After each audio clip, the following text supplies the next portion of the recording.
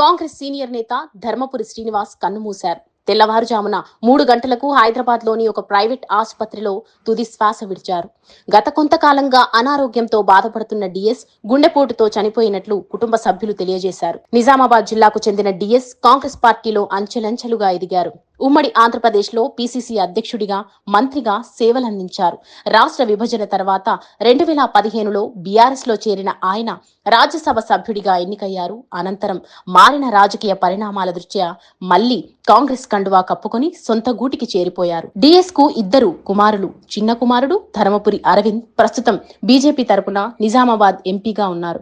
పెద్ద కుమారుడు సంజయ్ గతంలో నిజామాబాద్ మేయర్ గా పనిచేశారు. 1948 సెప్టెంబర్ 27న జన్మించిన డిఎస్ నిజాం కళాశాల నుంచి డిగ్రీ పూర్తి చేశారు. 1989లో నిజామాబాద్ అర్బన్ నియోజకవర్గం నుంచి కాంగ్రెస్ పార్టీ తరఫున బరిలోకి దిగిన డిఎస్ తొలిసారి అసెంబ్లీలో అడుగుపెట్టారు.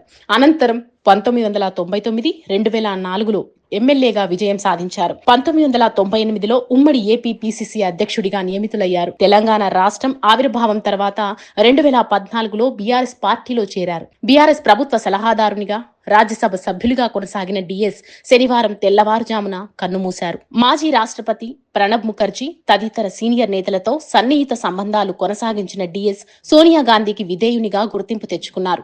తండ్రి మృతి పట్ల డిఎస్ కుమారుడు Nizamabad MP Dharmapuri Arvind social media వేదికగా ఆయన స్మృతులను గుర్తు చేసుకున్నారు. అన్నా అంటే నేనున్నా అని, ఏ ఆపదలో అయినా ఆదుకునే సీనన్న ఇక లేరు. I will miss you daddy. నా తండ్రి, నా గురువు అన్నీ మా నాన్నే. ఎదురొడ్డు, పోరాడు, భయపడకు అని నేర్పింది మా నాన్నే.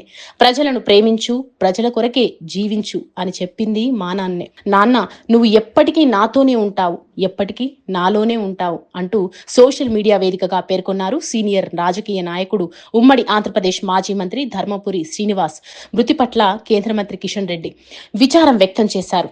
వారి సుదీర్ఘ రాజకీయ జీవితంలో ప్రజాసేవకు అంకితమయ్యారన్నారు. 2004 నుండి 2009లో అసెంబ్లీలో వారందించిన ప్రోత్సాహం మరువలేనిదన్న కిషన్ రెడ్డి డి శ్రీనివాస్ ఆత్మకు శాంతి చేకూరాలని భగవంతుడిని ప్రార్థిస్తున్నానని బీజేపీ ఎంపీ అరవింద్ ఇతర కుటుంబ సభ్యులకు ప్రగాఢ సానుభూతిని తెలియజేశారు.